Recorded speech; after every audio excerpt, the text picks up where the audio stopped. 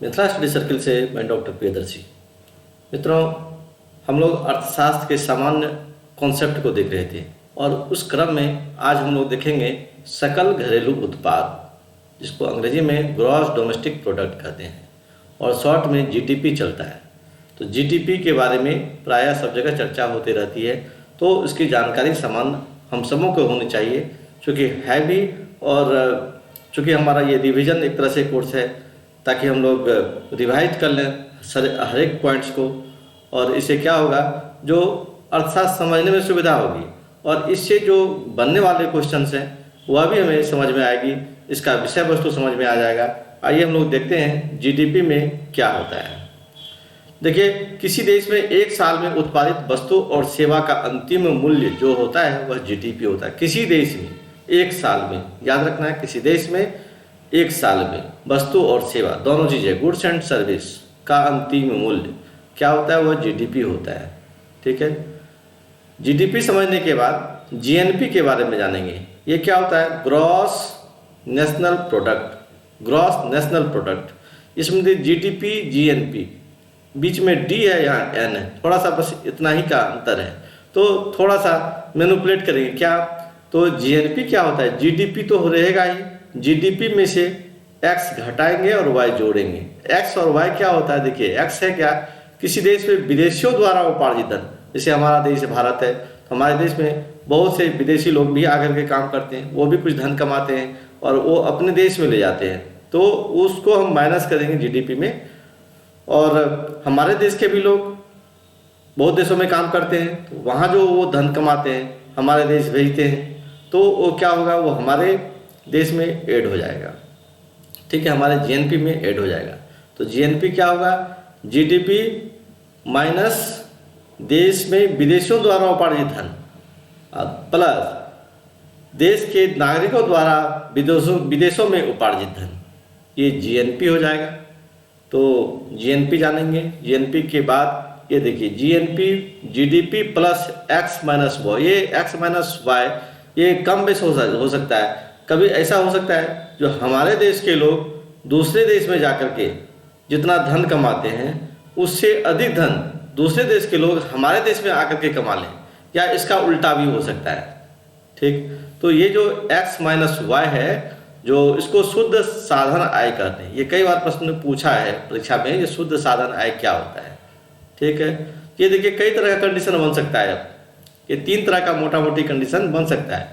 कभी GNP GDP से बड़ा हो जाए, कभी जीएनपी जीडीपी से छोटा हो जाए, और तीसरा कंडीशन हो सकता है ये बराबर, जीएनपी और जीडीपी दोनों बराबर रह जाए।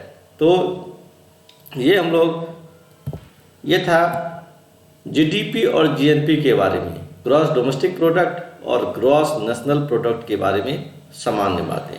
आइए थोड़ा सा और आगे बढ़ते हैं।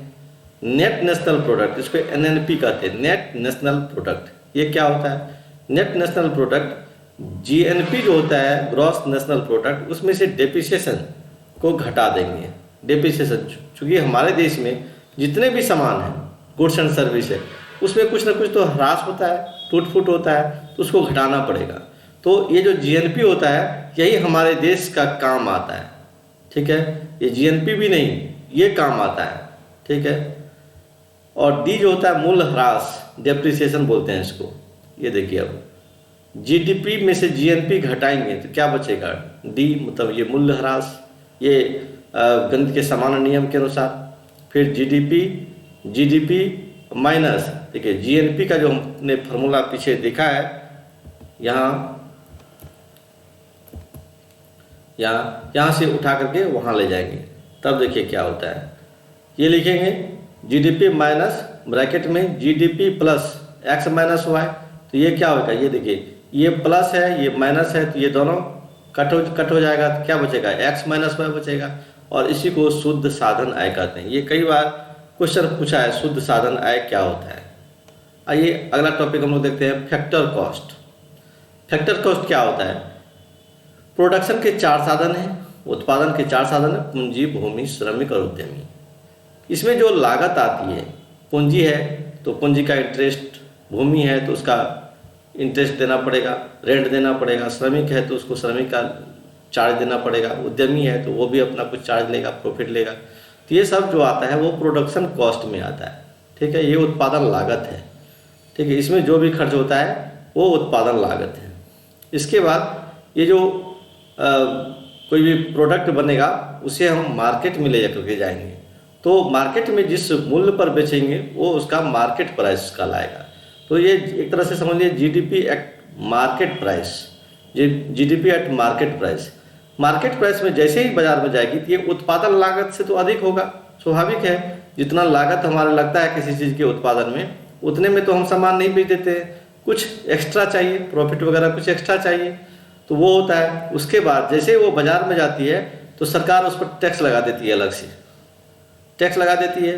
तो टैक्स लगाएगी तो जीडीपी जो एट मार्केट प्राइस है वो बढ़ जाएगा, और कभी कभी इतना ज़्यादा टैक्स लगा देती है वो फिर सिस्टम गड़बड़ाने लगता है, तो सरकार कभी कभी सब्सिडी भी दे देती है, ठीक है।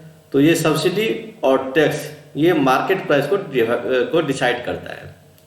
प्राइस है, देखिए प्राइस है तो फैक्टर कॉस्ट पर प्राइस हुआ, ये फैक्टर कॉस्ट पर प्राइस हुआ, और मार्केट प्राइस देखना है मैक्सिमम रिटेल प्राइस जिसको बोलते हैं। ये factor cost per, factor cost किसी भी वस्तु का जो हम उत्पादन करते हैं कितना फैक्टर कॉस्ट आता है उसमें सरकार टैक्स जोड़ेगी, ये मिला करके एमआरपी, किसी वस्तु का एमआरपी निर्धारित होता है।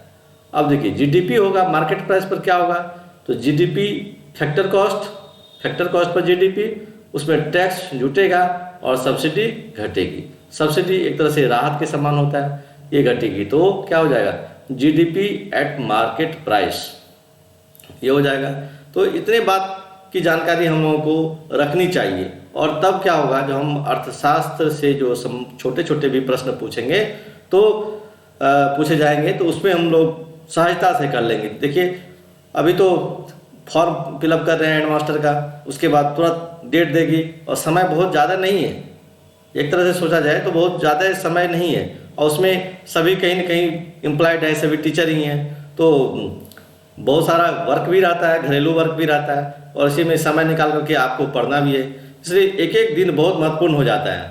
आइए थोड़ा देखते हैं नॉमिनल जीडीपी, इसके बाद नॉमिनल जीडीपी होता है और रियल जीडीपी होता है। रियल जीडीपी, नॉमिनल जीडीपी, ये दो टर्म है, ये थोड़ा आप देख लीजिएगा, ये इसमें कोई खास चीज़ नहीं है। नॉमिनल जीडीपी होता है जैसे हर एक साल हर एक वस्तु का दाम अलग अलग होता है, और हर एक साल उत्पादन भी अलग होती है, तो दोनों मल्टीप्लाई हो जाता है, उस आधार पर उसका नॉमिनल जीडीपी निकलता है। फिर रियल जीडीपी नॉमिनल जीडीपी जब किसी वस्तु का निकालेंगे तो उससे हम तुलना नहीं कर सकते हैं, ठीक है, तो रियल जीडीपी निकालना पड़ेगा, इसमें किसी बेस ईयर को लेना पड़ता है।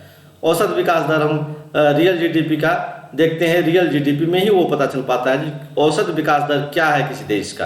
हाँ, तो इसमें किसी आधार वर्ष को लेना पड़ता है, हाँ, बेस ईयर को लेना पड़ता है। बेस ईयर बहुत फेमस होता है। आधार वर्ष अभी जो हमारे देश में आधार वर्ष चल रहा है वह 2011-2012 चल रहा है। ये क्वेश्चन पूछेगा जो भारत का आधार वर्ष क्या है, ये 2011 और 2012 भी है। ये सरकार के मंशा पर डिपेंड करती है, वो कभी चेंज कर सकती है, ये सुविधा के दृष्टि लिहाज से अभी ये है। चलिए आगे देखिए, जीडीपी डिफ्लेक्टर, ये सब ये थोड़ा है हो जाता है, इतना पूछेगा नहीं आपसे, पर टर्म जान लीजिए जीडीपी डिफ्लेक्टर क्या होता है। तो नॉमिनल जीडीपी निकलेगा, उसमें से रियल जीडीपी से भाग देंगे और 100 से मल्टीप्लाई करेंगे, तब क्या होगा ये जीडीपी डिफ्लेक्टर निकल जाएगा। तो ये था सामान्य जानकारी, सामान्य बातें जो इकोनॉमिक्स में चलता है। इसके अलावा और भी कुछ टर्म है, उस टर्म को देखेंगे और फिर देखेंगे जो इससे क्या क्या संभावित प्रश्न हैं। हाँ, बजट वगैरह तो देखेंगे ही, क्योंकि प्रश्न तो अधिक संभावना है वहीं से पूछे जाने का, तो वो सब देखेंगे हम लोग। तब तक के लिए धन्यवाद। अगले वीडियो में हम लोग फिर मिलेंगे, मनी के संबंध में चर्चा होगी अगले क्लास में। धन्यवाद।